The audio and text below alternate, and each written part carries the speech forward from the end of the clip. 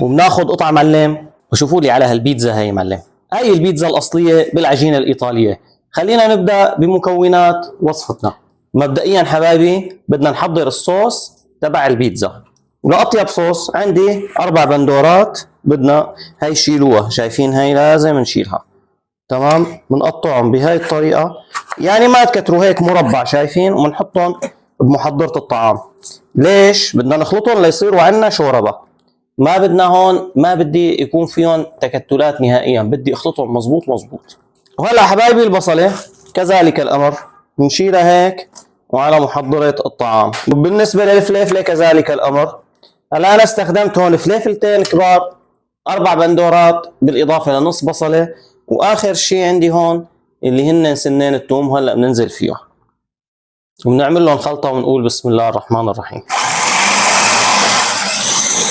وهلا بنحط معهم معلقه كاتشب كبيره، بسم الله. وهلا حبايبي بنيجي لبهارات الصوص. 3 معالق صغار من الاوريجانو. الاوريجانو دائما هو اللي بيجيب نكهه البيتزا، بالاضافه لمعلقه صغيره من الملح، بالاضافه لنص معلقه صغيره من الفلفل. بننزل فيهم هون. واخر شيء شو بدي؟ يعني قريب المعلقتين كبار من زيت الزيتون، بسم الله الرحمن الرحيم. وهيك صار الصوص عندي جاهز. وهلا بدنا ننزل فيه على هالزبديه. انا بدي اتركه هيك، ما بدي اعقده على النار.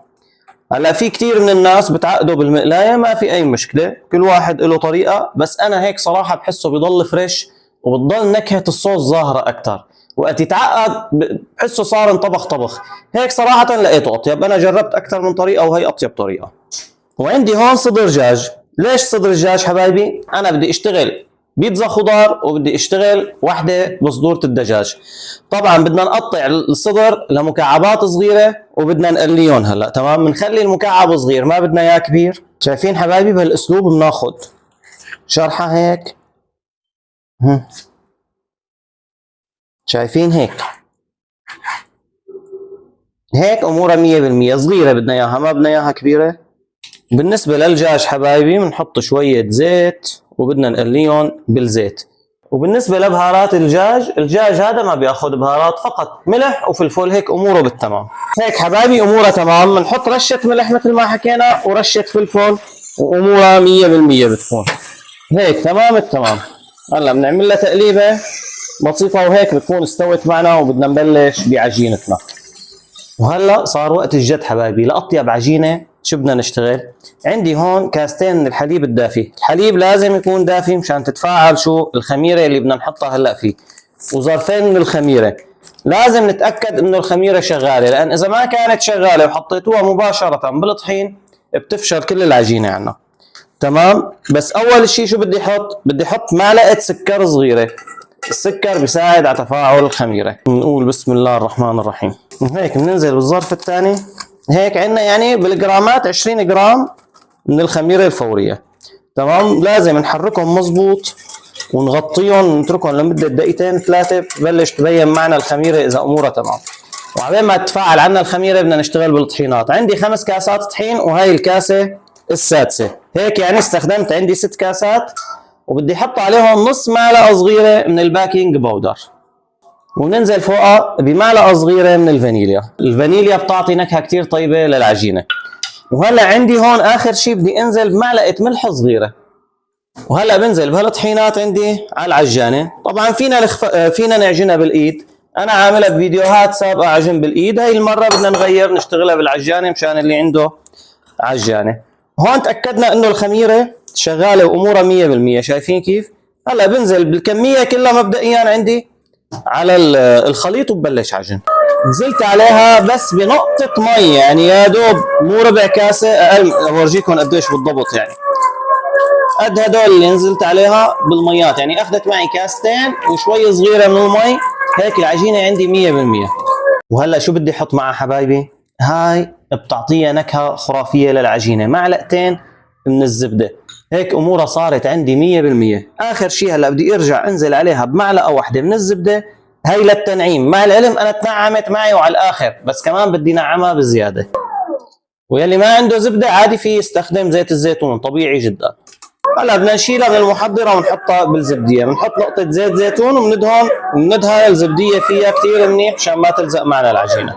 وشوف لي على هالعجينه اللي طالعناها، شوف معلم شغله من الاخر. هلا بحطها بالزبديه وبتركها لمده ساعه كامله تتخمر معي. التخمير كثير مهم حبايبي بموضوع عجينه البيتزا مشان تعطيكم نتيجه صح. وهيك ريحناها ساعه ويا عيني على هالنفشه، يا عيني شغله من الاخر معلم. هلا بدي اقطعها على 3 اجزاء، طبعا هاي كثيره على 3 اجزاء، انا بدي اشيل 3 اجزاء منها على 3 صواني.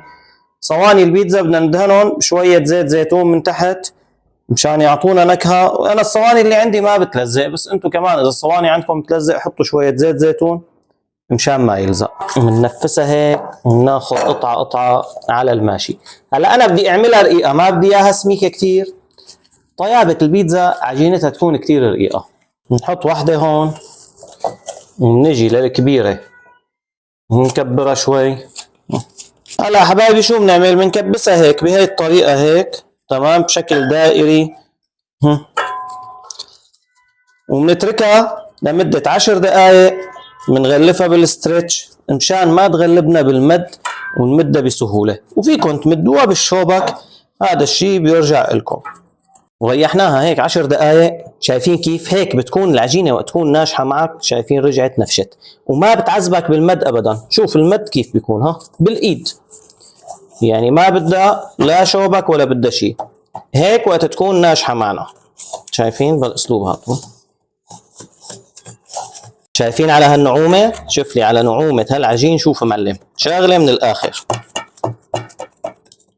هلا بنمد الصوص اول شيء عليها، هاي اول مرحله. شايفين كتروا صوص لانه صراحه بيعطيها نكهه كثير كثير طيبه. وهلا وقت الموزاريلا معلم، الموزاريلا لازم تكترها وجيب نوعيه تكون ظريفه وطيبه. كل ما كترت كل ما اعطتك طيابه اكثر. اصل البيتزا باضافه الموزاريلا. وهلا بنبلش نحط عليها هالزيتونات. يعني انا بحب الزيتون وعندي الاولاد بحبوا الزيتون كثير معه، جدا لذيذ. وبنحط هالفطر والذره معه، ونرش لنا رشه ذره. صراحه البيتزا اذا انشغلت على اصولها والله العظيم تاخذوا نتيجه خرافيه ومن الاخر صراحه. وبدنا نزينها بشويه بندوره وشويه فليفله. حط لنا هون فليفلايه وبندورايه، وبنعمل عليهم رشه اشقوان خفيفه مشان المنظر. وهلا بدنا نساوي الدجاج كمان نورجيكم اياها. هلا طبعا هي بدنا نروح فيها على الفرن على درجه حراره 180، بنشغل بس من تحت وبنحطها بالدرفه الوسطانيه، بتاخذ تقريبا 20 دقيقه خبز، بتطلع امورها 100%. وهلا بنجي لتبع الدجاج، حطينا هيك الصوص تمام، وهلا بنحط مكعبات الدجاج وبنوزعهم فوق الصوص مباشره. حطينا هالدجاجات وهلا بننزل فوقهم بهالموزاريلا، بنغطيهم منيح منيح، وبعدين بنزينها وامورها بتطلع بالتمام التمام ان شاء الله تعالى. هاي فيكم تحطوا عليها الفطر بيلبق معها طيب، شويه فطر هيك على الوش. وهون ما راح احط لا بندوره ولا فليفله، انتو طبعا فيكم تحطوا اللي بدكم اياه، بس هي يعني اكثر شيء بيلبق مع الفطر والذره بس. وشوفوا لي على هالبيتزا، شوفوا معلم، شوف لي على هالموديل وعلى هالقامه، يا عيني يا عيني، هيك طلعت من الفرن وامورها 100%. وبناخذ قطعه معلم، وشوف لي على هالموزاريلا، شوف معلم وقت تشط وتمط، هذا الشغل الصح معلم. هاي البيتزا الاصليه ما راح تاخذها الا من عندي، بس لازم انكم تدعمونا بلايك واشتراك حلو مثل حكايتكم. والسلام عليكم ورحمه الله تعالى وبركاته.